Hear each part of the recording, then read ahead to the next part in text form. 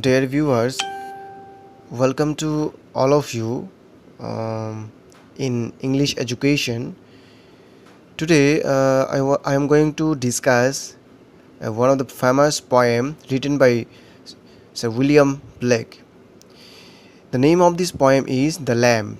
It was written in the year 1776, and it was the counterpart of the tiger. Actually, there are two parts in this poem. First part contains the questions, and the second part or the last part contains the answer.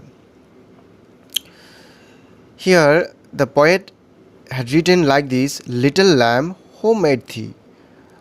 Dost thou know who made thee? Gave thee life and bid thee feed by the stream and o'er the mead. Gave thee clothing of delight, softest clothing, olive bright. Gave thee such a tender voice, making all the vales rejoice. Little lamb, who made thee? Dost thou know who made thee? The first line is Little lamb, who made thee? Here the speaker addresses the lamb and asks, who made thee? The speaker is not someone who takes things as they are. He wants to know where they come from. He sounds genuinely curious, but he also places himself above the lamb by calling it little.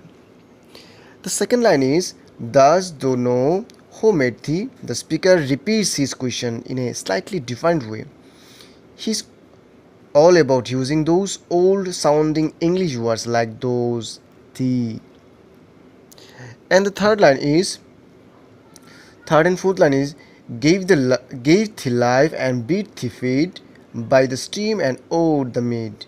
This line extended the questions of who. The speaker wants to know who gave the lamb life, that voracious appetite for greenery that leads it to travel by streams and over meadows or mead. The fifth and sixth lines are, gave the clothing of delight, softness clothing, olive bright. Here the speaker wanted to ask, the lamb has a creator who gave it clothing of delight, which sounds like the next high-end fashion line. This clothing is advertised as the softest olive bright. The speaker doesn't seem to mind the describing lamb's wool as holy. That's like calling someone's hair hairy, not too helpful. And the seventh and eighth lines are, gave thee such a tender voice, making all the waves rejoice. Line 7 is the third in the stanza to begin with the word gave. This is one lucky little lamb, as if its fancy clothing weren't enough. It also has a voice so tender that it makes the valleys happy as it's buying echoes through them. And the ninth line is, Little lamb, who made thee? And the 10th is, Dost thou know who made thee? In the words of Mr. Justin Timberlake, bring it to the chorus. And the second part contains the answer. Little lamb, I'll tell thee. Little lamb, I will tell thee. Having just rhymed the one syllable thee with the Blake doubles down and does it again. The speaker announces that he will tell the lamb who its creator is. And next is, he is called by the name, for he calls himself a lamb. Having promised to say outright who the lamb's creator is, the speaker now starts talking in riddles that avoid a clear answer. The creator, he says, shares the same name as the lamb. And what is the lamb's name? In fact, the lamb's name is Lamb, and so is the creator's. And next lines are, he is meek and he is mild. He cannot. He became a little child. We can put it off no longer. The lamb is a symbol for Jesus Christ. In John 29 of the Bible, Jesus is called the Lamb of God, who takes away the sin of the world. What this poem about innocence doesn't mention is that Christ is like a lamb because lambs get sacrificed. Girl.